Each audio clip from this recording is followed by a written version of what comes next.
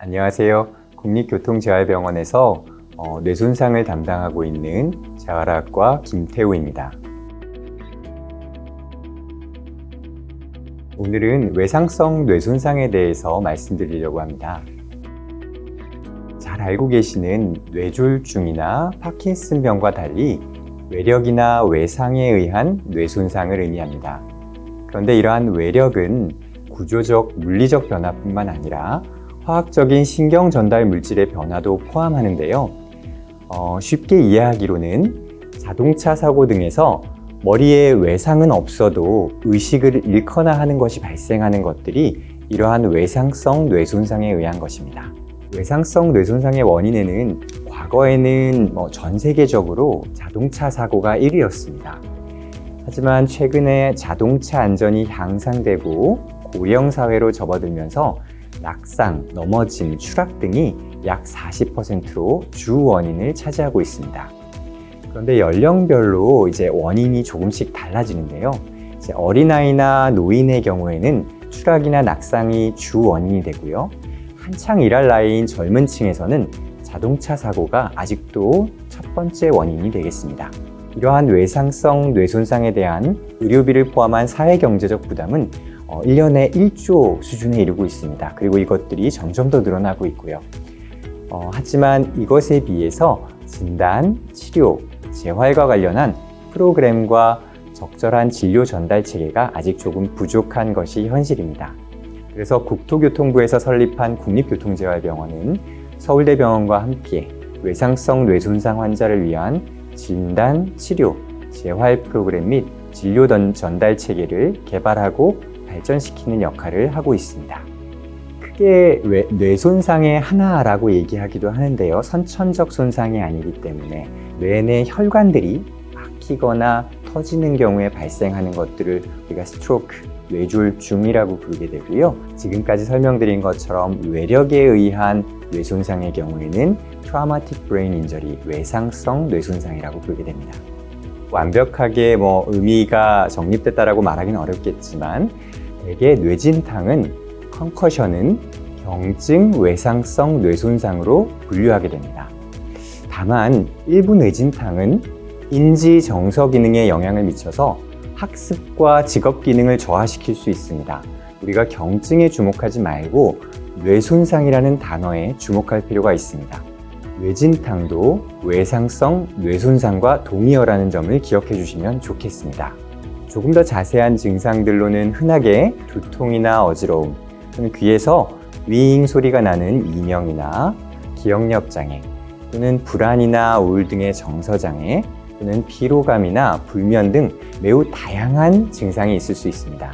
이러한 증상은 그래도 대개 곧 회복되는 경우가 많지만 수주에서 수개월 이상 지속되는 경우도 있습니다. 따라서 제일 중요한 것은 의사의 진찰인데요. 이러한 진찰에는 신경학적 검사나 이학적 검사가 포함되고요. 필요한 경우에는 CT, MR 등의 영상 검사, 구조화된 신경심리 평가 등의 포괄적으로 판단해서 증상을 진단하고 치료 방침을 결정하게 됩니다. CT가 좋은지 MRI가 좋은지는 사실 의미가 없기는 합니다. 다만 진단하시는 선생님께서 커다란 출혈이 의심되는 경우에는 아마 빨리 검사를 할 수 있는 CT 검사를 먼저 시행하게 될 거고요.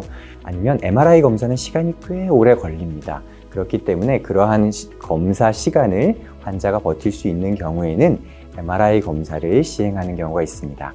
환자에게 시기별로 CT를 시행하기도 하고 또는 MRI를 시행하기도 하고 아니면 둘 다 함께 시행하기도 합니다. 우리나라가 되게 성격이 급하죠. 그래서 빠른 치료를 원하게 되는데요. 사실 뇌진탕의 경우 이러한 증상들이 서서히 사라지는 경우가 제일 많습니다. 따라서 대증적 치료가 주 치료 방법이긴 한데요. 제일 중요한 것은 전문의가 반복적인 진료를 통해서 꼼꼼히 경과를 관찰하는 것, 이것 자체가 진단이자 치료 과정이 되겠습니다. 마비나 심한 언어장애, 인지장애를 포함한 중대한 신경학적 병변이 동반된 경우, 즉 중증의 외상성 뇌손상의 경우인데요. 이때는 수술이 필요하기도 하고요. 수술과 상관없이 집중재활 치료가 필요하기도 합니다. 뇌졸중과 다르게 외상성 뇌손상은 뇌의 여러 부분에 비대칭적인 손상을 유발하게 됩니다. 따라서 보행이나 신체 기능을 회복하기 위한 물리치료, 일상생활 수행 기능을 회복하기 위한 작업치료, 언어 기능 회복을 위한 언어치료 같은 것들이 대표적으로 이루어지게 되고요.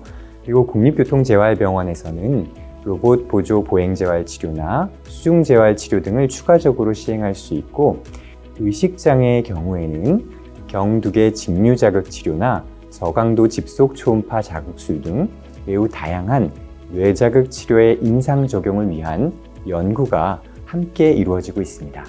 외상성 뇌손상은 흔히 머리가 부딪히거나 할 때 우리 전두엽, 머리의 앞쪽 대뇌 손상을 동반합니다.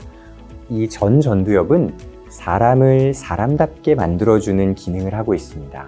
따라서 이러한 전두엽 손상이 동반되는 경우에는 집중력, 주의력, 기억력과 같은 인지 기능뿐만 아니라 참을성이 없어지고 사람이 충동적이고 폭력적이 되거나 아무것도 하지 않고 멍하니 있는 인지 정서 기능이 동반되는 경우가 흔합니다. 때문에 환자 본인뿐 아니라 함께 지내는 가족이나 친구, 동료 등이 어려움을 겪는 경우가 많고, 따라서 머리의 외상, 드러나는 외상이 없더라도 외상 후 이전과 다른 점이 있다면 외상성 뇌손상 전문의의 진료를 받는 것이 좋고, 이후 필요하다면 적절한 약물 치료와 재활 치료를 통해 회복될 수 있음을 꼭 기억하면 좋겠습니다. 지금까지 외상성 뇌손상의 재활과 관련해서 말씀드린 국립교통재활병원 재활의학과 김태우입니다.